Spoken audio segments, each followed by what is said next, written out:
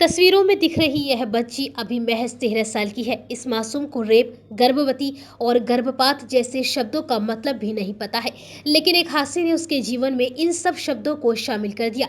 Toffee खाने की उम्र में ये बच्ची अब प्रेगनेंसी की दवाई खा रही है। बाहर खेलने की उम्र में ये मासूम अस्पताल के चक्कर काट रही है। कक्षा 5 में पढ़ने वाली जो बच्ची गांव में सहेलियों के साथ दौड़कर खेला करती थी, वो आज ठीक से चल भी नहीं पा रही, क्योंकि इस मासूम के पेट में 5 महीने का बच्चा पल रहा है। ये दिल को झकझोर देने वाली कहानी है उत्तर प्रदेश के कौशाम्बी जिले में रहने वाली रेप पीड़िता बच्ची की। इसके साथ पड़ोसी ने धमकाकर जून 2022 में दुष्कर्म जैसी घिनौनी वारदात को अंजाम दिया, जिसे मासूम चाचा चाचा कहकर पुकारती थी। उसी हैवान ने इस बच्चे को अपना शिकार बना लिया। आरोपी ने यह घटना बच्ची के घर में घुसकर की। आरोपी ने धमकाया कि अगर तूने किसी को कुछ बताया तो तेरे बाप को जान से मार दूंगा। बच्ची चुप रही, लेकिन आज ये बच्ची एक ऐसे दर्द से गुजर रही है जो अब कभी खत्म नहीं होगा। हालांकि आरोपी चाचा अभी भी जेल में है। डॉक्टर्स का कहना है कि अगर बच्ची का ऑपरेशन होगा तो उसकी जान भी जा सकती है। इस पर हाईकोर्ट ने आदेश दिया है कि सीएमओ की मॉनिटरिंग में बच्ची की डिलीवरी होगी। 13 साल की ये मासूम बच्ची अब करीब 2 महीने से कौशाम्बी के जिला अस्पताल में भर्ती है। बच्ची ने कपकपाती जबान में अपना दर्द बयां किया। बच्ची ने बताया कि उसके पेट में हमेशा कुछ हिलता रहता है। ऐसा लगता है कि कोई कीड़ा अंदर घूम रहा है। करवट लेकर लेटती है तो एक तरफ बहुत भारी लगता है। मजबूरी में उसे पूरी रात पीठ के बल सीधा ही लेटना पड़ता है। पैरों में भी बहुत दर्द होता है। थोड़ा सा भी चलो तो पेट पकड़कर चलना पड़ता है। हमेशा दर्द होता रहता है। कभी तेज दर्द होता है तो कभी धीमा। बच्ची आगे बताती है कि उसे दिन भर उल्टी लगी रहती है। उसका खाने का कुछ भी मन नहीं करता। मुझे मेरी माँ का खाना बहुत याद आता है। वो होती तो मुझे कुछ अच्छा खाना खिलाती। यहाँ तो ये सब बातें मैं किसी को बोल भी नहीं सकती। कोई मुझसे सीधे मुंह बात भी नहीं करता। पापा से भी ज्यादा कुछ नहीं बोल पाती। मुझे बहुत शर्म आती है उनके सामने जाने से। वो आते हैं तो मैं लेट जाती हूँ। मेरे कपड़े भी सारे छोटे हो चुके हैं। इतने पैसे नहीं हैं जो मैं नए कपड़े ले लूँ। पता नहीं कब मैं इससे बाहर निकलूंगी। डॉक्टर्स बोले हैं कि बच्चा होने में अभी 2 महीने से ज्यादा का समय लगेगा। भगवान जाने ये समय अब कैसे कटेगा। एक बार बच्चा हो जाए फिर मैं कभी उसको पलट कर नहीं देखूंगी। जिसको जो करना है उसका वो करे। बच्ची ने आगे कहा कि मैं अपनी पुरानी जिंदगी में वापस जाना चाहती हूँ। मैं फिर से अपने स्कूल जाना चाहती हूँ और अपने घर जाना चाहती हूँ। मैं अपनी छोटी छोटी बहनों के साथ खेलना चाहती हूँ। बच्ची ने अपने साथ हुई दरिंदगी के बारे में आगे बताया कि वह 15 जून को घर पर अकेली थी। पेट में दर्द था तो दवा खाकर आंगन में चारपाई पर लेटी हुई थी। माँ पापा खेत पर गए हुए थे और छोटी बहन स्कूल गई हुई थी। करीब 10 बजे कोई दरवाजा खटखटाता है। मैं खिड़की से देखती हूँ तो पड़ोस वाले चाचा दिखाई देते हैं।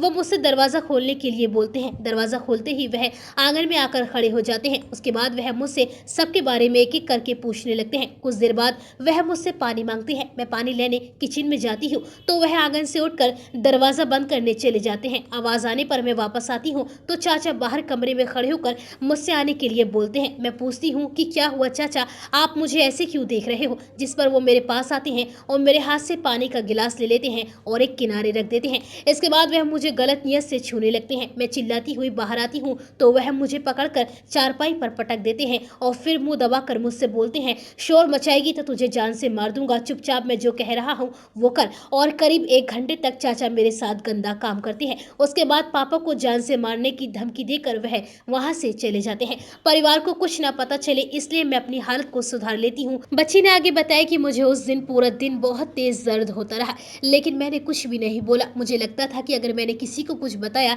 तो चाचा पापा को जान से मार देंगे और इसी डर से मैंने किसी को कुछ भी नहीं बताया। धीरे धीरे समय बीता तो मैं वो घटना भी भूलने लगी। बस घर से बाहर कम निकलती जिससे चाचा दिखाई न दे। लेकिन उस हादसे के 2 महीने बाद अचानक मेरी तबीयत खराब होने लगी। पेट में अक्सर तेज दर्द उठता था। मुझे पेट दर्द लगता था और मैं दवा खा लेती थी। लगता था कि ये दर्द खत्म हो जाएगा, लेकिन ऐसा अब रोजाना होने लगा था।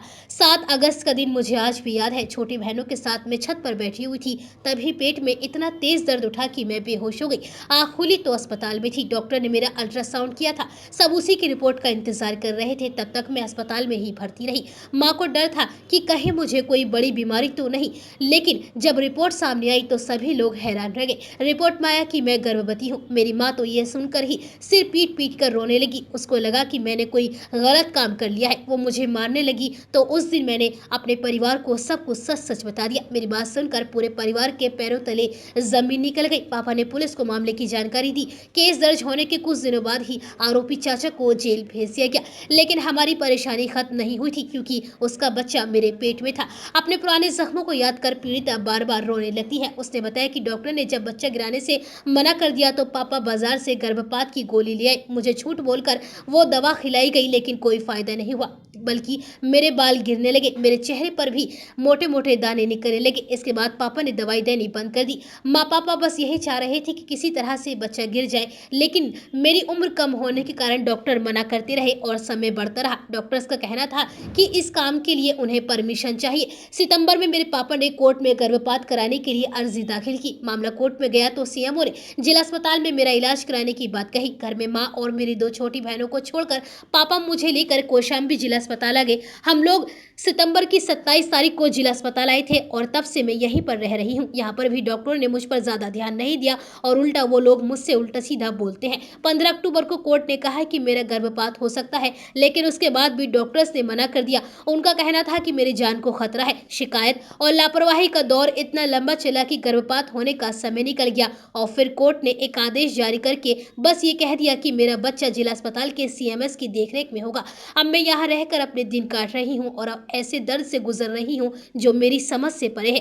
पीड़िता का पिता करीब 2 महीने से अस्पताल के बाहर रहकर बेटी के ठीक होने का इंतजार कर रहा है। बच्ची के पिता का कहना है कि जब वो घर से चला था तब उसके पास 5,000 रुपए थे, लेकिन इतने दिनों में सब पैसे खर्च हो गए। अब लोगों से पैसे मांगकर खुद और बेटी का पेट भर रहा हूँ। उसे नहीं पता था कि उसको इतने दिन यहाँ रहना पड़ेगा। अस्पताल के लोग उससे बहुत ज्यादा बदतमीजी करते हैं। बच्ची के पिता ने आगे बताया कि उसकी 2 और मासूम बच्ची हैं। उसकी पत्नी भी किसी तरह घरों में काम करके घर का खर्चा चला रही है। मुझे तो डर है इतना सब कुछ हो जाने के बाद मेरी उन 2 मासूम बेटियों से कौन शादी करेगा। वो दोनों तो कुछ जानती भी नहीं है।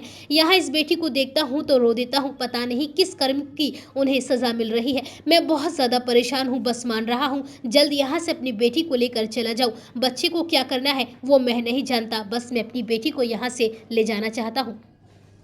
पेट में दर्द होता है। हाँ, डॉक्टर लोग इलाज नहीं कर रहे थे? नहीं क्या कहते हैं? नहीं इलाज कर रही हैं। कहती हैं तुम अपने घर जाओ। हाँ, अस्पताल में आया। डॉक्टर हमसे कहा कि हमें कोर्ट का आर्डर चाहिए। अब कोर्ट का हमने आर्डर दिया तो हमें डॉक्टर सुन नहीं रहे, भगा रहे हैं। किस बात का आर्डर है? गर्भपात कराने के लिए। अब हमको बहुत लड़का है तो कहा भाग जाओ यहाँ से। हम भर्ती करें जो भर्ती करेगा, हम जिम्मेदार नहीं इसके। तभी तो मैडम हमको मारने को धमकाया था हमको।